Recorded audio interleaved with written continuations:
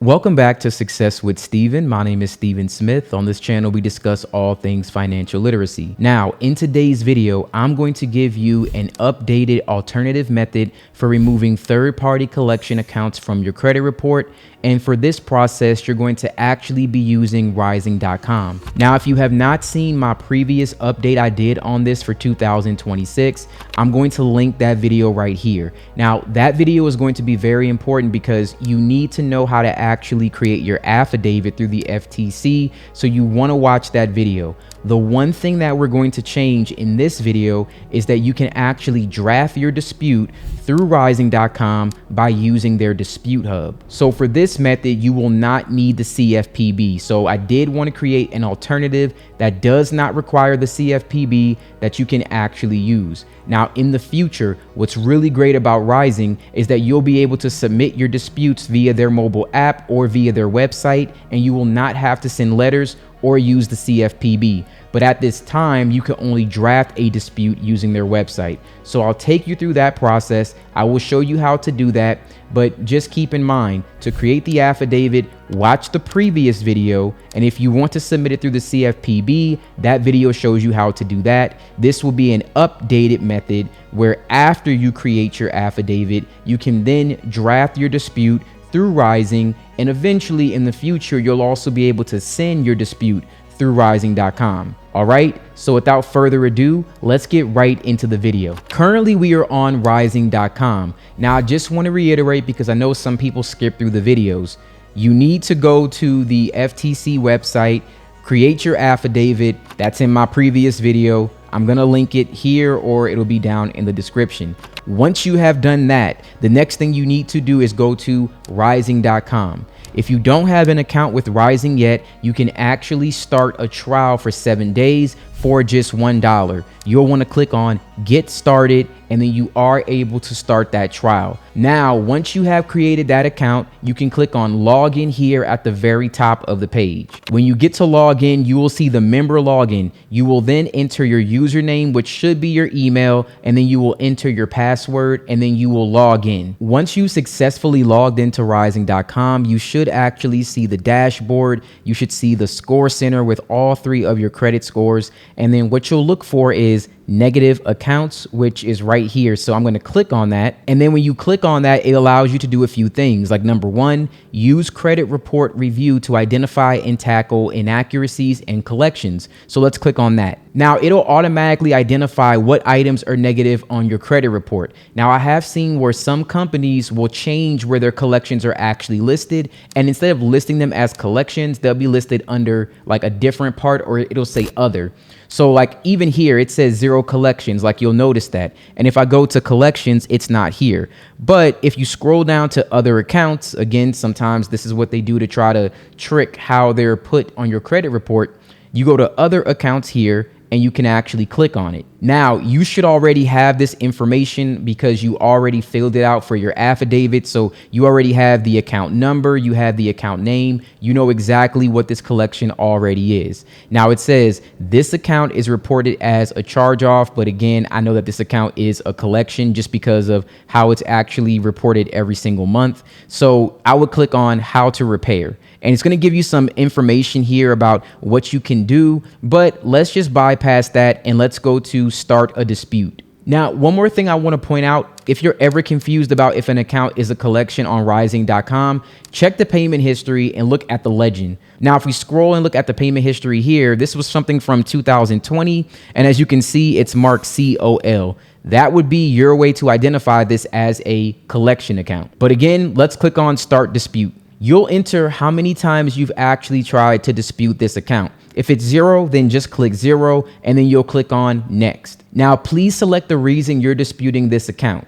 Now you can say this account is inaccurate or this account is not mine. That's the reason that I'm going to use for this example. Now, can you give us more information? Please select the options that apply. I have no knowledge. I am not responsible for this account. This is my account. It belongs to a relative. So as you can see, there's plenty of options. There's also an option where you can do a custom dispute where you can just copy and paste it. But again, for this example, let's just scroll down and pick this account was opened fraudulently, and then we'll click on next. And now this is only with TransUnion because this collection only shows up on the TransUnion report. It will let you know here. Now we can actually enter the information that we want to add. Now, again, if you already did your affidavit, right, we already have that information, you can pretty much put the exact same thing that you would have filled out in the statement section. So that's exactly what I'm going to do here. I recently reviewed a copy of my credit report and was shocked to find that I have been a victim of identity theft. I don't recognize this account. Please remove this from my credit report. It's hurting my ability to obtain credit. Of course, you modify this how you see fit, and then I'm going to click on finish. Now my dispute has been drafted. So you can click on draft disputes. So now we have our dispute draft here, and what you'll want to do is generate dispute letter, okay? So we're gonna click on this, and then we're going to click continue. Now, once you do this, you're going to see a letter that's been generated. You can view it here, or you can click on this right here to download it. So I'm going to download this dispute letter, and then we're going to go over exactly what you do after that. Now, one thing I love about Rising is that it gives you all of the letter instructions, okay? So it's going to say, the dispute letter itself, right? You should add a copy of your driver's license, your proof of social security number, so a picture of that, and you want to also add your proof of residency. So all the things that we always talk about, you're going to make a copy of them. So you can take a picture of your driver's license, a picture of your social. You could use your bank statement. You could use your insurance. You could use your voter's registration card. You could use even a utility bill, a phone bill.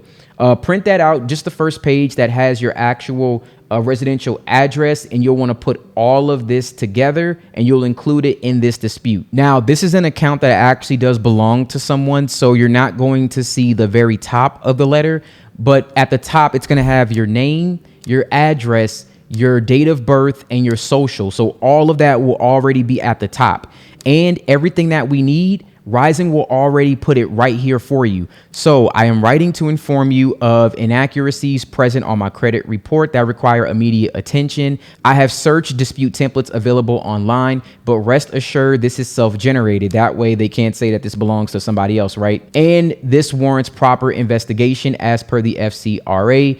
So it has the account name with the account number. This account was opened fraudulently. I recently reviewed a copy of my credit report and was shocked to find that I have been, our verbiage that we already used. And then I request that you promptly delete any misleading information associated with the mentioned account. So all of that is done. All of that is already there. There's a name right here, but that would be your name. This is going to be blocked. So of course you won't see it. So if there's like a blur right here, that's because it's this individual's name. All right. So you will have all of that signed by you, completely done. So what you do is you print this out, you print out your affidavit, you also print out that picture of your driver's license, your social, and your proof of residency, and you're going to put this all in one letter, and you are going to mail this certified. All right. One thing that I do like about Rising that I'm aware of is that it will in the future give you the option to send these disputes online or through the app. So you will not have to always do this, but right now it only allows you to draft letters. All right. So that's what you will need to do in the meantime in order for you to actually get this sent. Now, if you wanted to ever change anything, then you can revert letter to drafts and you can actually go back in and add more information. Like, for example, if you wanted to say, oh, I also have an affidavit that I'm going to attach to here, they're going to see it. So it's not really like a big deal. But once you mail this out, whatever date you mail this letter certified, you will then want to click mark as sent. And then you'll want to pick the method. You can either do US mail or certified mail. I suggest doing it certified mail. Whatever date that you actually sent it, you'll want to click on that. And then you'll want to click on mark as sent. Now, when you mark this as sent, you'll actually see the letter in your dispute hub. All right. Once this account has been deleted, and again, times can vary. It used to be as fast as I would say, like it used to be a couple days, then it was 7 days. I would say at most it might take you like 3 weeks. But once this has actually been deleted from your credit report, you'll then want to click on add dispute results and then click confirm. And then results needed, you'll go ahead and say that the account has been updated or deleted rather. So delete it and then save the results, right? Once the results have been saved, you'll have a way to actually keep track of all of your disputes. So this is a very, very easy, very simple way for you to keep track, generate a letter, send it certified. And this is if for whatever reason you, let's say, couldn't use the CFPB. All right. I recommend using my first video. But again, if anything happens to the CFPB, this will be a way that works. And eventually, once again, on this website, you'll be able to send your disputes through here without having to send a letter. And when that update actually does happen, I will come back and make a new video showing you how to do that. Now, once you are done, it'll say completed and it'll say successful disputes won and then disputes completed 100%. So then you'll be able to see, okay, that one was taken care of. And if you have any other collections or anything else that you need to keep updated, come back to the dispute hub, update those. That way you have a record of exactly what happened. I want to thank you guys so much for watching this video. So if you got a successful deletion and you found Rising helpful, please drop that in the comments below. I would love to know your experience and how this has worked for you. And again, in the future, you will be able to send your disputes online through this website. I'll also make an updated video for charge-offs and late payments and stuff like that once that option does become available. If there's any other questions about this process or if I missed anything, please drop that in the comments below. I would be more than happy to assist you. Don't forget, you can sign up for a 7-day trial for $1 right now at the time of recording this video, and you'll get that in the description. I'll also link that previously in the video. And again, thank you so much for watching.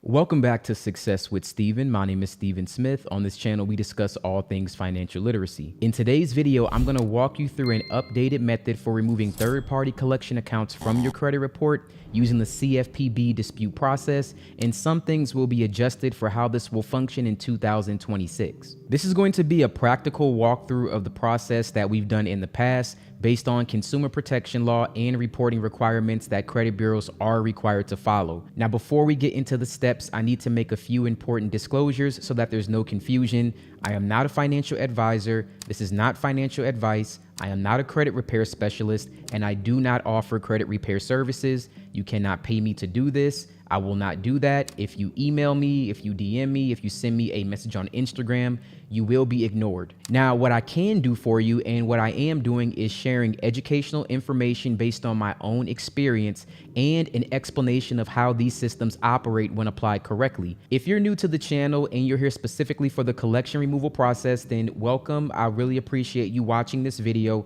Drop a comment and I would like to welcome you personally to the channel, and understand that this works for a few very important reasons. This method applies specifically to third-party collection agencies that are reporting to your credit report.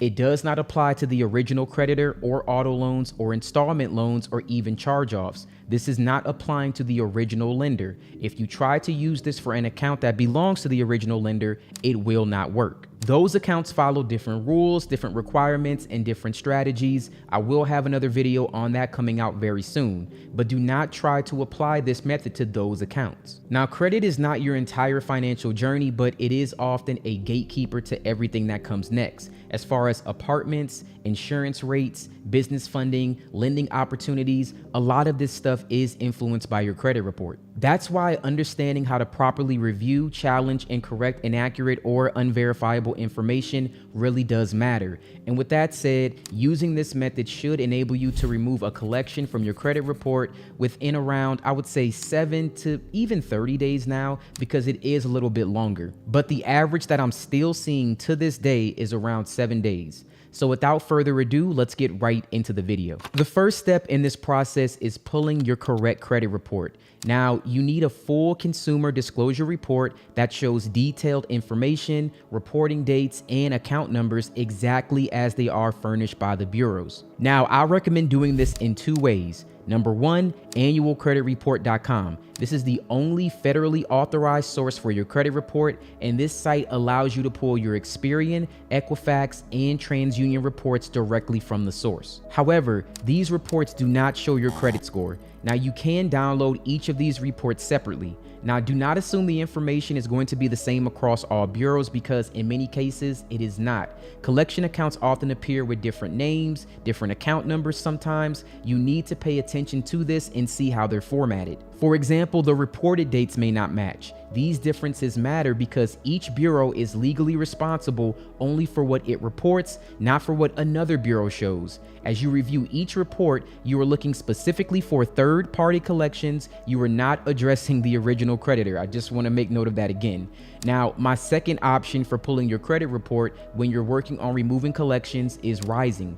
Rising offers a $1 trial, and I'll link it in the description if you want to check that out. Now, what I like about Rising for this specific method is that it gives you a tri-merged credit report. A tri-merged credit report combines Experian, Equifax, and TransUnion data into one single, easy-to-read document, so you're not jumping back and forth between 3 different reports and trying to piece things together. And that matters a lot when you're disputing collections, because it allows you to review how the same account is being reported across all 3 bureaus at the same time. Rising also provides real-time dispute updates, so you're notified as soon as a collection account is updated or removed, instead of having to wait and manually check each bureau. That makes it much easier to track progress as well as review your updates on each credit score when this information is removed. All right, so if you're following along with me, you already have your report. You either got it from annualcreditreport.com or you have your report from rising.com. It doesn't matter which one, but make sure that you have one of them.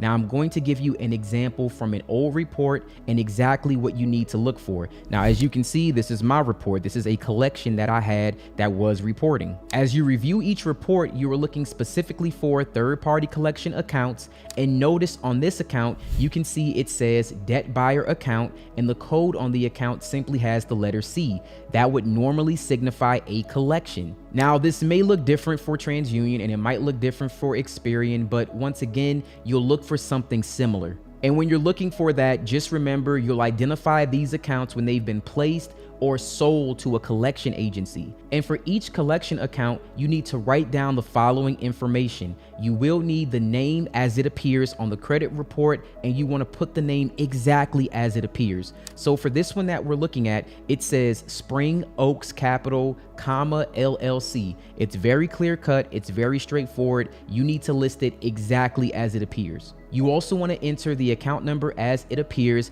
including whatever you see that is masked, okay? So for example, where you see the asterisk right here on the screen, like it shows 1*8806, that's exactly what you would put. That is the full account number. I get asked that question all the time. That is the full account number. You don't need to find out what those numbers are. If they have X's by them, if it's several X's, write it down exactly as it appears on the report. You'll also add the date the account was opened. Here it is, September 29th, 2022. You need to make sure that you have that information. You also want to have the date it was last reported, and you also want to have the highest balance listed. Now, this is very important. If the same collection appears on all 3 credit reports, but the account name, account number is different on each one, you will need to treat these separately, which means you'll have to dispute them separately, not together. All right, so if the account number and name is different on Experian, it's different on Equifax, it's different on TransUnion, then you will need to do this method 3 separate times. However, if the information is the exact same, you can actually do one dispute, or rather one affidavit that we're going to produce, and then you could send that to all 3 bureaus, and you only have to do it once. This is not optional. This is not something that you want to shortcut. So if you see that the account number is the same for all 3 bureaus, but the name is slightly different, like maybe it says Spring Oaks Cap, just CAP, but not capital LLC, and then you put the name with the capital LLC and it doesn't come off of, let's say, TransUnion, that is the reason why. There's a lot of reasons why this will not work if you don't do it exactly as it appears on your credit report. So please keep that in mind. Accuracy is critical in this process, and once you've gathered all this information and it's organized for each bureau, you are ready to move on to the next step, which will be creating an affidavit on the FTC website, and that's what we're going to do next. Now, before we go over to the FTC site, I want to pause here for one moment, because the goal of these updated videos is to train you to not copy scripts or follow instructions blindly, The goal is to help you understand where the authority actually comes from, so you're not dependent on YouTube or templates or personalities to try and solve problems that are rooted in law. Your right to dispute inaccurate or unverifiable information does not come from a website, it doesn't come from a complaint portal, and it doesn't come from a specific agency. It comes from federal law, specifically the Fair Credit Reporting Act, which governs how consumer information can be collected, reported, and maintained. And that distinction matters because systems change, platforms get redesigned, and response times will eventually fluctuate. Now, you need to understand that when it comes to collections, the underlying obligation does not disappear just because a process becomes slower or a portal looks different. The law still requires that consumer reporting be accurate and verifiable. Now, at its core, the Fair Credit Reporting Act is built on a simple principle. If information is being reported about you, it must be accurate, or at least as accurate as humanly possible. And if its accuracy is challenged, it must be reasonably investigated. And if the reporting party cannot support the information with proper verification, it cannot continue to be reported as fact. Now, a lot of people overcomplicate this, and I understand it's not like you guys want to be doing this. You don't care about being a credit repair specialist. I don't either. But I understand just enough that I can interpret what the law is, so I understand exactly what I'm doing. So your responsibility as a consumer is to identify what is inaccurate, incomplete, inconsistent, and you're going to provide a reasonable basis for why you believe that information should be investigated. Now, when it comes to third-party collections, and there's a reason why I put so much emphasis on third-party collections, these people have to actually prove that you actually owe them something. Now, I've done this in several videos. I've broken this down so many times. If you guys want to look at past videos, then you can. But the FCRA will tell you exactly what you can and you can't do, and why a lot of the stuff that happens with credit reporting, a lot of it ends up being illegal. And a lot of what's going on is fraudulent activity. Again, it's defined by the law, but if you don't understand it, then it's not going to make sense unless you look this stuff up. All right. Now, with that said, I will be leaving a link in the description with the FCRA. If you want to check it out, then you can. But let's move on to the next step. So currently we are on IdentityTheft.gov. This is the first place that you're going to go to create an affidavit. You will start by clicking on Report Identity Theft. You will then click on Yes. You will always select credit card account. It does not matter if this was a collection for a utility or a credit card or a different account. Always select credit card. Do not choose any other option. This will be the option that you select. Then you'll click on to open credit card account, and then you'll click on continue, and then you will also hit continue again. That will bring us to step number 1, and that's going to be what company or bank issued the credit card. Once again, it does not matter if it's a credit card. Use this same option. And we are just going to paste in our information. That's the easiest way that you can do this. You will then pick the date that you first noticed the problem. The date will always be whatever month and year that you're currently in. So if we're in January of 2026, that's when you notice the problem. Now, do you know when the account was opened? Well, we know that it was September of 2022. That's what we got from the report. And the amount, I believe, was $1,160. If it's not exact, then I'm sorry. I'm just doing this off of memory. And then it was, I believe, asterisk, but we can't use an asterisk, so you can use an X. If it appears on your credit report as an asterisk, it's okay for you to use an X. And I believe it was 8806. That was the last 4 of the account.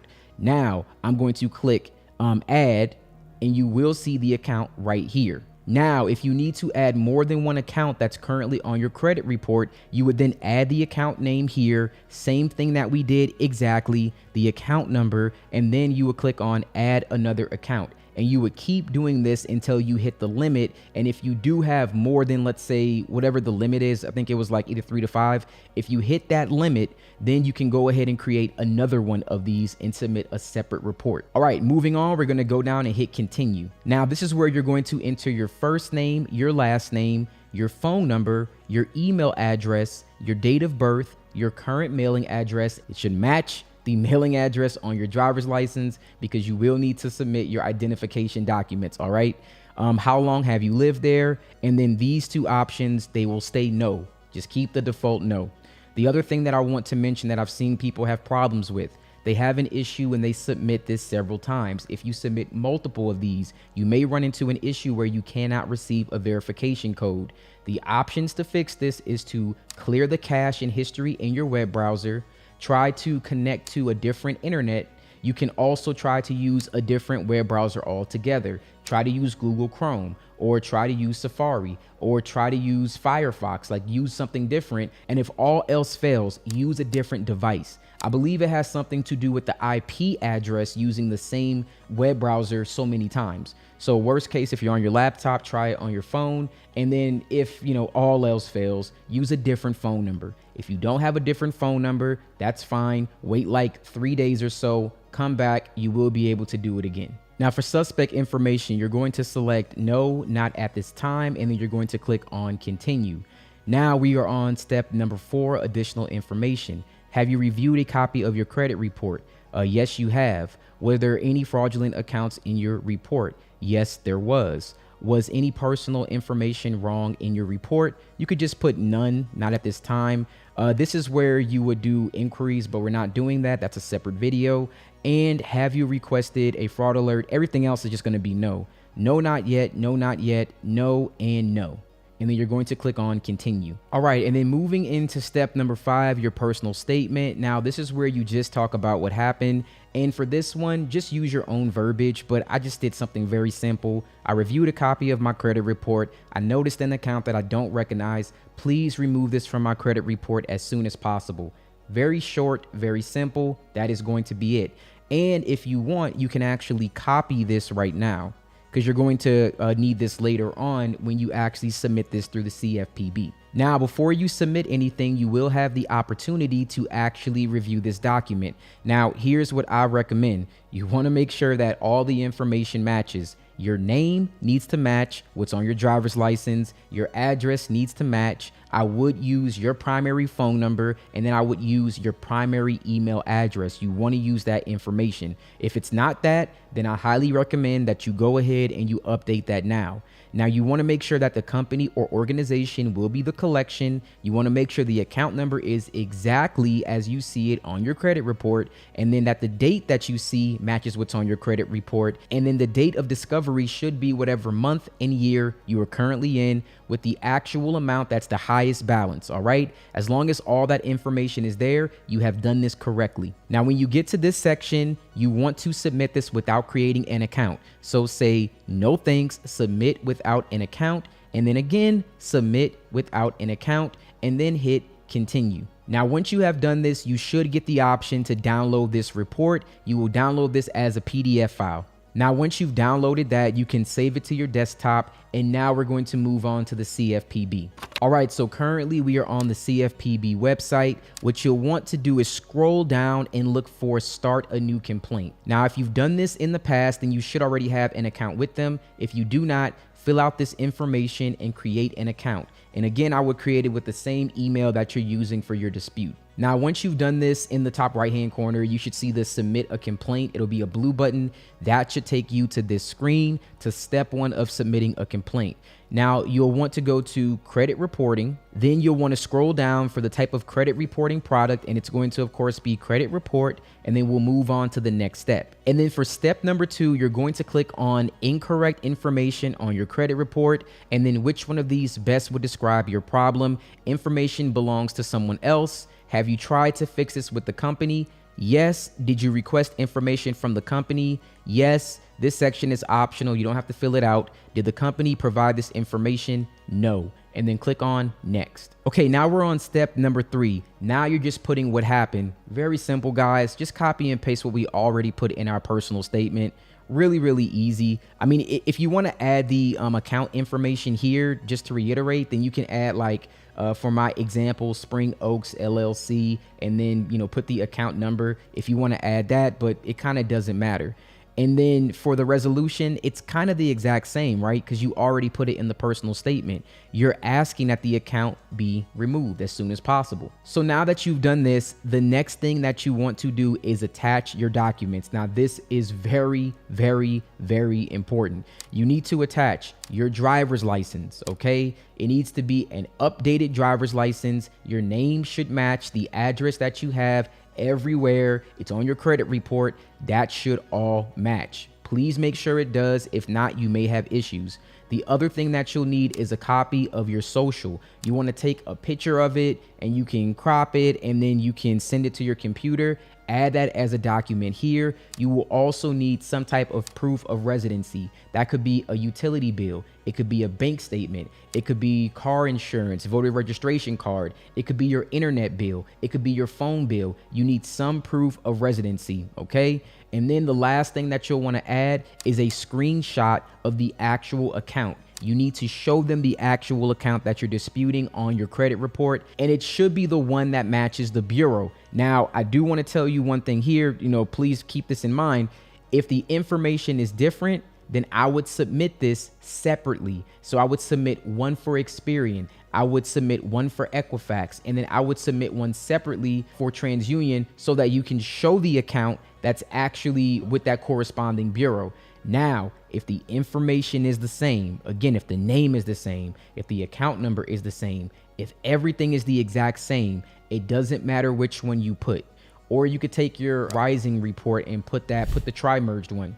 All right. But you just want to make sure that you're actually showing the one that corresponds with the bureau that you're trying to dispute. That is very important because I see a lot of times that people do this. They end up using the wrong screenshot and they wonder why it doesn't get removed. Okay, now we're finally going to enter the company that we're complaining about. So again, if all the information matches, you can just type in Experian. That's going to come right up. This one in all caps is perfectly fine. You'll go ahead and check everything here. Your social, your name as it appears on your report, your date of birth. You want to enter all that information right here, okay? So just enter all this information and then the name as it appears on the report. Do you want to complain about another company? Once again, if all the information matches, you can actually submit one complaint and it will go to all three bureaus. If the information is different, then you may have separate affidavits and you may have to submit this for each bureau separately.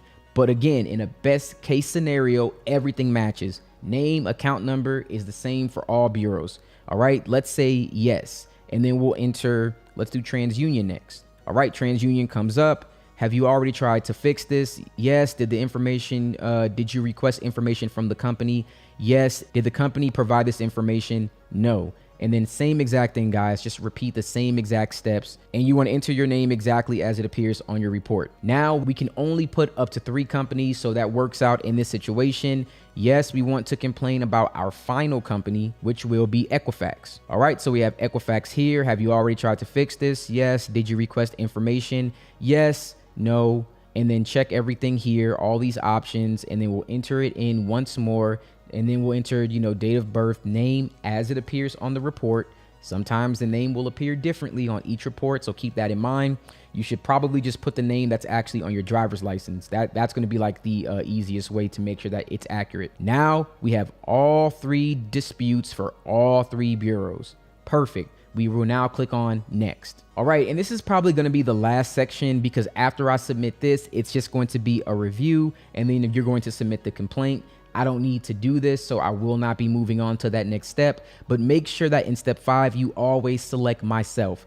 If you select someone else, like if you're doing this on behalf of someone, which I don't recommend, you need to let people do this for themselves, then they will throw this out as frivolous. You cannot try to submit this on someone's behalf. It needs to be the actual individual submitting this, okay? So you'll select that, then you'll review the information, and then you'll be able to submit this. Make sure when you go back to the CFPB, you see all 3 complaints have been submitted for each bureau. And then once again, this method still works. You'll probably have to wait anywhere between 7 to even up to 30 days to actually see that the accounts have been deleted. And this should take care of your collections if you submitted this properly and you actually made sure that all the information matched. There wasn't anything that was, any discrepancy. It just has become a little bit more meticulous when you submit the information. Everything has to match. All right, I want to thank you guys so much for watching this video. Now, as you approach the end of this process, it is important to step back and understand what actually just happened. When an account cannot be properly verified or supported by adequate records, it can legally be removed from your credit report,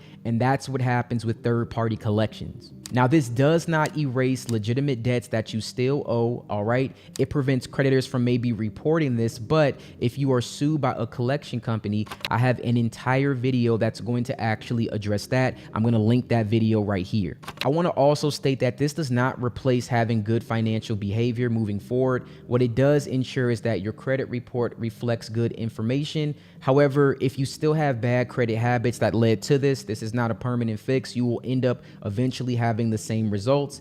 And if this method does not work in the future, you'll still have to follow another process based on the FCRA in order to get that collection account removed. However, the most important thing is that you actually practice good financial habits. This will help with a credit report reporting accurate information, but it does not replace bad financial habits. You need to understand that. That's a mentality that has to change. Once your disputes are resolved, your next step should be maintaining sustainability. This means continuing to pay current accounts on time, keeping your balances within reasonable limits, and avoiding unnecessary credit applications. Stability will allow the improvements that you made to actually translate into better opportunities. And if collections were removed, you may see gradual improvements in your credit profile over the following weeks or months. Now, these changes are not always immediate. And what I mean by that is, even if you remove negative information from your credit report, if you have no positive account history, then your credit score may not change that much. If some collections remain on your report, that does not mean that you wasted your time. You can go ahead and submit an investigation for that account, and then you can ask them from a method of verification. That's the exact same other way that people get collections removed. This method is just more straightforward, it's faster, but you can always just submit my round 1 and round 2 charge-off removal process. It works the exact same way, just takes a little bit more steps. But again, improving your income, managing your expenses, building a savings, and learning how to deploy capital strategically, that all matters. Credit simply determines how easily you can access certain tools along the way. And throughout this entire process, the most valuable skill that you developed was attention to detail. And that skill will apply far beyond credit disputes. It applies to contracts, lending terms, business agreements, and financial decisions of all kinds. Now, for those of you who took the time to watch the entire walkthrough, I appreciate your patience and your attention. This information is most effective when it's understood and not rushed through. So use this knowledge responsibly, stay forward, keep focused on your long-term progress rather than short-term wins. And thank you guys for watching. You have a wonderful day.